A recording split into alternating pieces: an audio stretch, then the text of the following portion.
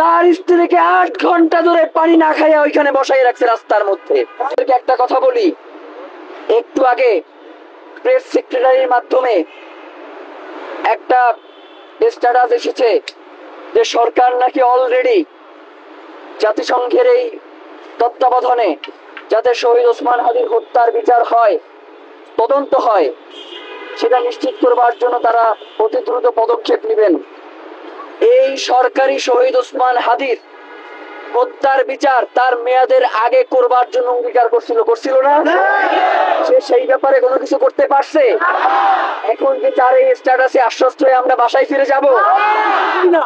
যতক্ষণ পর্যন্ত এই চিঠি ইস্যু না হবে ততক্ষণ পর্যন্ত আমরা রাজপথে থাকবো।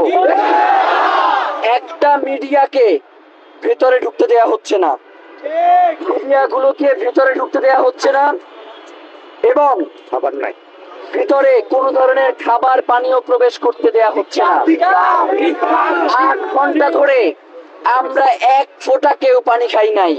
8 ঘন্টা ধরে ওইখানে বসে চিল্লাচ্ছি, 1 ঘন্টা পানি আমাদের কাছে পৌঁছানো হয় নাই। প্রিয় ভাইয়েরা, একটা কথা বলি, এইখানে তো দিল্লির ওই হাসিনা বৈশা নাই, এইখানে তো আপনার আমার সরকার বৈশা আছে। কথা বলে, তাইলে সেই সরকার শহীদ ওসমান হাদিকে রক্ষা করতে পারে নাই, তার বিচারটা এখন পর্যন্ত শুরু করতে পারে নাই, তার স্ত্রীকে 8 ঘন্টা ধরে পানি না খাইয়া ওইখানে বসাই রাখছে রাস্তার মধ্যে।